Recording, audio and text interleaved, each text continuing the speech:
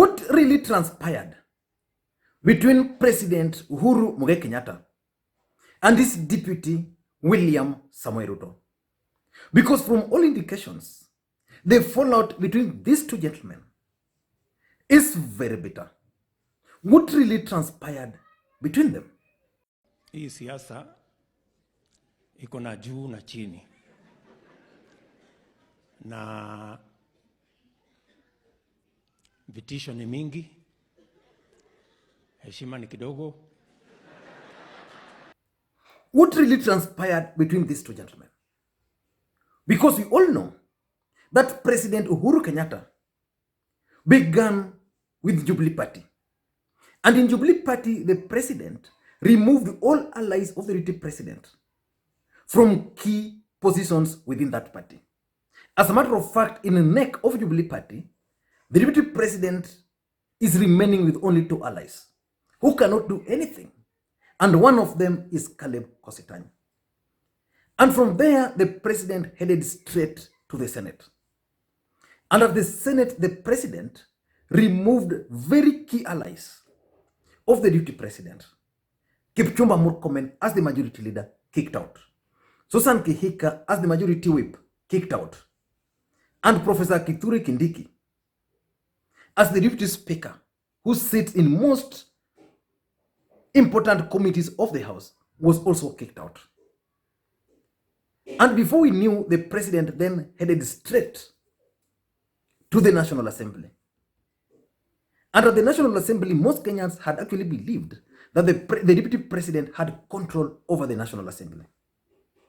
And the president effected changes with a lot of ease.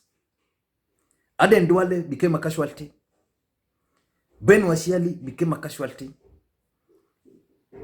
Who else became a casualty? Cecil Mbarire became a casualty. So when Kenyans thought that the president was done with his deputy, then the president then targeted key parliamentary committees. And this is the subject of our discussions today. What is the president's main objective by taking control of these committees?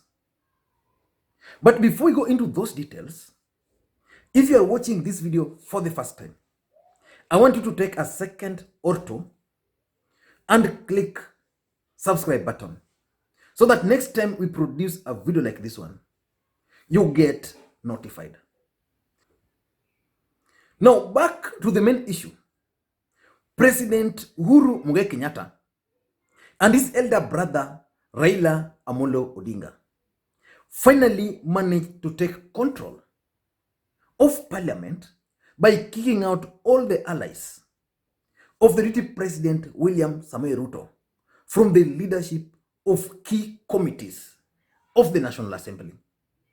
And the question which Kenyans are asking, what is the objective? What are their objectives of removing the allies of the deputy president from some of those key parliamentary committees? Because none other than Alice Wahome cried literally. I want to advise against the government governance structure in this country, according to our constitution, has majority and minority. Let me be very clear. And I want to advise the president against allowing appointment of minority members of parliament into the positions that we who are in the majority lost. They were taken away. We are not satisfied about the reasons. There were no reasons given. Nevertheless, going forward, I want to advise and I want to plead with His Excellency the President of the Republic of Kenya that if you truly observe the Constitution of the Republic of Kenya, the governance structure requires that if you are in the majority, then you should occupy departmental committees of parliament leadership. There is a number that comes from the minority so that checks and balances can be kept. It is an unusual arrangement. It's actually unacceptable and an illegal arrangement. And the members of the minority should not accept. It is true, the work of parliament, one of the new roles is to oversight. But there is no way you can say you will be in the minority and occupy the position of the minority in the House and then come to occupy leadership positions for departmental committees that oversight, that actually receive government proposals, not just oversight, because the chairmen are the ones that receive and guide the committee in its work when government proposals and bills reach the House. The chairman is a critical person. Whether there is handshake or not, the handshake may mean cooperation, may mean looking for formulas and ways of working together without stalling the work of the people of the Republic of Kenya. I want to go on record saying that it would be unconstitutional, it would be illegal. It doesn't matter what argument you try to bring, you are in the minority, your role is cut out. No, that's Alice Wahome. And let me take you back a bit. In 2018, after the last general election, Jubilee Party formed some of these committees. But something very interesting happened for those who follow politics. Silas Tiren, the Mobile Member of Parliament, and Alfred Keter, the Nandi Hills Member of Parliament, were forcefully removed from the leadership of certain committees. Keter was removed from the Agriculture Committee as the chairperson. Today, he has been made the chairperson of the Agriculture Committee. During that particular time, the deputy president didn't want Tiren to chair the Agriculture Committee. So what the president has done is basically to laugh at the deputy president. He's now forcing this guy to take over when the deputy president didn't want him to do that. Alfred Keter was to be in the Labour Committee. Again, the deputy president didn't want him there. So he was forcefully removed from that committee to pave way. And I remember Aden Duale laughing at him. Watch briefly before we continue. When the party, through its leader, decide to fulfill its mandate. And for Alfred Keter, the President of the Republic of Kenya and the party leader of Jubilee has no opinion. Where he chairs, a resolution is reached. So the parliamentary group meeting chaired by the President always comes out with a resolution. The President does not give an opinion. Those who give opinions are those who run other parties, not us. Alfred Keter was a member of the Agriculture Committee in the last parliament. I want you to tell me which motion, which bill, which issues Alfred Keter has raised. Honorable Tiran, of course, like Honorable Keter, got the humiliating votes, 13-1. 13 members voted against him, and he only got his vote. Honorable Keter, and you know, I told Keter 2 days ago, you know, you can run, you can make noise, but the die is cast. Tuesday is your D-Day. For those of us who are Muslims, the only D-Day we have is the Day of Judgment. So his Day of Judgment was today. And he assembled members of parliament with trade union backgrounds. This story that for you to oversight or why you are being removed is because of something. The budget process in the presidential system of government is a parliamentary process. So what is the objective of these latest changes? Because in the latest changes, all allies of the deputy president, especially those who are very loud, have all been kicked out from serious or from lucrative, let me use that word, from all lucrative committees, and they have been dumped into the catering committee. Every committee, Mr. Speaker, in this House is as important as the other. I have never doubted the capacity of Honorable Ichungo. He's one of the best members of parliament in this House, Mr. Speaker, having served with him now in 2 terms and as the chair. And I know he will serve very well in the Committee of Member Services, the catering committee, Mr. Speaker. And Mr. No, Speaker, Honorable we are Minority, we do not have a catering committee in the standing order. member services We and don't. facilities, Mr. Speaker. Members services and facilities, Mr. Speaker. Mr. Speaker, now we are under Corona. There are no services being provided.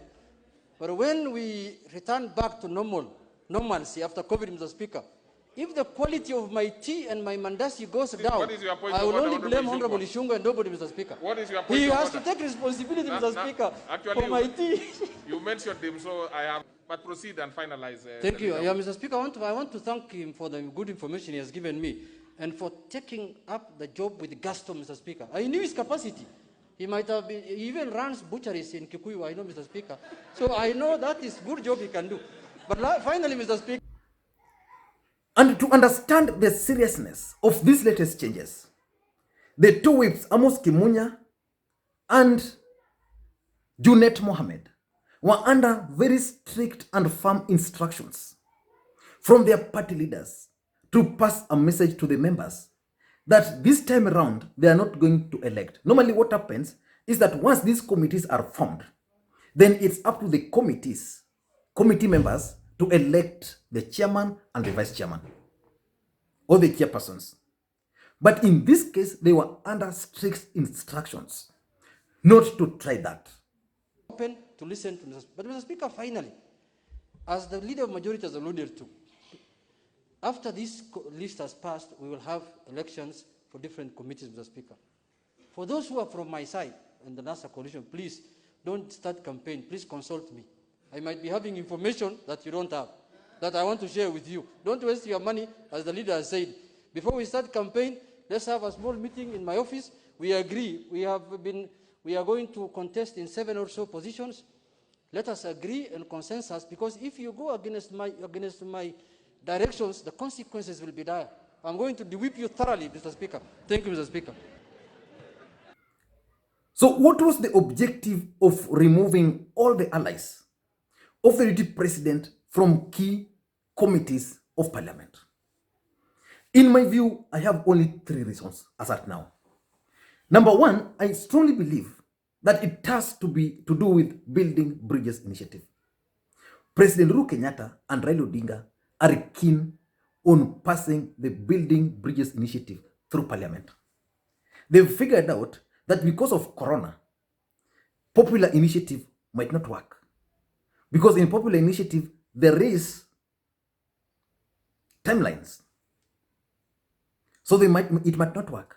So they want to start with parliament. And in parliament, there are around 5 or 6 committees which are very key in implementation or for the passage of the Building Bridges Initiative. There is the Justice and Legal Affairs Committee, JLAC, which is currently, which was being chaired by William Cheptumo and deputized by Alice Wahome. The two were very close allies of the deputy president. They've been removed. Why? To pave way, because they were going to sabotage that committee. So there's the JLAC, the Justice and Legal Affairs Committee. Then there is the Committee on Appointments. The work of the Committee on Appointments is very simple. If the president and Raila Odinga would want to make appointments to constitutional offices, this committee is going to be very key. If they want to do things to do with those, that committee is also going to be very key. If they want to appoint commissioners to the IBC to oversee these elections, that committee is going to be very key. We are going to go into that details. Then there is the Committee on Budget and Appropriation, which was previously being chaired by Kimani Ichung'wah. This committee is now being chaired by Kanini Kega, a key ally of President Uhuru Kenyatta. And then there is the Finance Committee. Finance Committee is now being chaired by Gladys Wanga, a key ally of Raila Odinga. And then there is the Delegated Legislation, which was being chaired by Gladys Sholei previously. It is now being chaired by Kamket William, a key ally of Gideon Moi.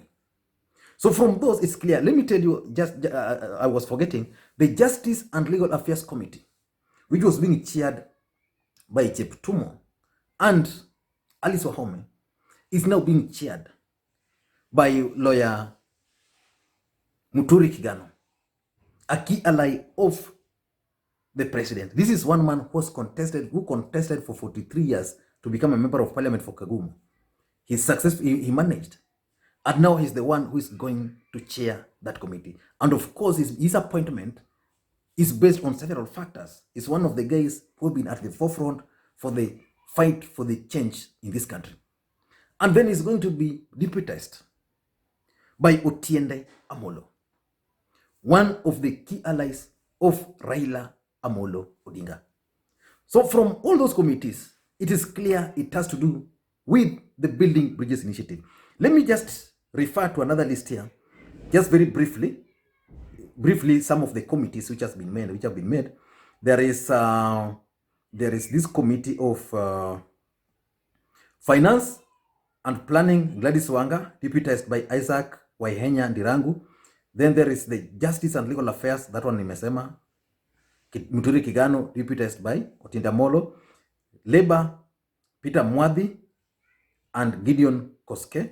Then there is the ones which are doing with the constitutional. There is, forget about that. There is, yes, there is the Constitutional Implementation Oversight Committee. This one is headed by Jeremiah Kioni as the chairperson. And who is the deputy? Peter Opondo Kaluma. So in all these committees, kuna mtu wa Uhuru and Raila. Mtu wa Uhuru and Raila. What I don't understand is where Wiper is. Because Wiper is part of this. I've seen Gideon Moi's people have been rewarded handsomely. Wiper people are being rewarded in some positions, some committees which are not really lucrative. The second reason why these committees, the president and Raila Odinga are keen on these committees, why they made the changes, is I think the president is keen on his legislative agenda. From all indications, and let's just be fair, the allies of the deputy president, led by Moses Kuria, Kimani Ichung'wah, was sabotaging and undermining the president, depending on how you are looking at it. Because the president is the Jubilee Party leader. You would have expected that their loyalty was to President Uhuru Kenyatta first, then the deputy president. But we've seen some of these guys coming out openly to even attack the president. So it's clear that they were going to undermine and sabotage the president's agenda at the National Assembly and even at the Senate, if they are sitting in some of those committees. Remember, at one point, there was a bill which brought a lot of issues at the Senate. And that bill, I think, it was brought by Kipchumba Murkomen. I can't remember clearly, but it brought a lot of issues.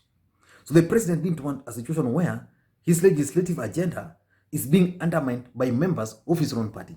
So he looked for his brother Raila Odinga and agreed that, look here, politics is give and take. We chukwai ni chukwai, then tunyoroshe kitu pamoja. So whether that's good for the country is something I still don't know. Number 3, I think the president is keen on a cabinet reshuffle. And for the president to reshuffle his cabinet, he must make sure that he controls parliament. Because the parliament is going to be very key in passing the names of those people during vetting.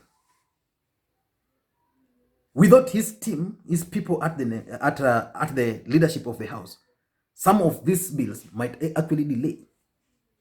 So something tells me that the president is keen on cabinet reshuffle, is also keen on changing the permanent secretaries, because permanent secretaries are also vetted and passed in the National Assembly. And something also tells me that there are some appointments at the constitutional offices, which requires parliamentary approval. And for those to pass, the president must take control, must control parliament. And that's why he's coming on board with Raila Odinga. I'm seeing a situation where the new Chief Justice for this country is going to be appointed. I don't know where it's going to come from, but it has to be vetted. I'm seeing a situation where the IBC team, because most of the commissioners are not there, in readiness for election, some of them are going to be appointed. But again, they'll require vetting in parliament. I'm seeing a situation where other constitutional offices are going to be filled. Again, will require some of these people. And that's why the Committee on Appointments has been taken control over by these two gentlemen. They don't want to take any risk. And lastly, I also try to believe that President Uhuru Kenyatta and his elder brother Raila Odinga might be very keen on their legacies. So they figured out that for us to leave a legacy, we must do certain things which might not be very popular, but we do them. But after some years, Kenyans will remember us for them. One of them is this issue of inclusivity. So if that's a vision all of them are carrying, then they'll have to bulldoze it through parliament. I don't know what you think, but that's my take. And if you're watching this video for the first time, please, I want you to take a second or two and click the subscribe button so that next time you produce a video like this, you get notified. And again, there's a friend of mine on this channel called Hussein Safeways. He has a YouTube channel and is doing a lot of business talk. I follow him also, so you can check his channel there, and I'm going to put the link down. If you have time to promote it, just go to his channel, just watch some of the videos there, and just drop a comment in one of the videos that you like, that you got referred to that channel by Lee Makwiny. Please just do that for him. And as usual, you know how we do it. You know how we support this channel. Simple. Creating interactions. How do we do it? That one is a song you all now can sing. Just drop your comments. Give the video a thumbs up. And again, the best one is just to share this video to some of your social media platforms. I know there are a lot of videos which I promised to do, but you know, there are emerging things. So I've not done them. One of them is the video on Mudavadi. I'm going to do that video. Actually, I had prepared for that video to do it. But again, I think this matter, most of you ask me to do it. Thank you guys, and please, may you have a good day. But don't forget to wash your hands, sanitize. Don't forget to put on your face mask and avoid crowded places as things start now. Bye-bye.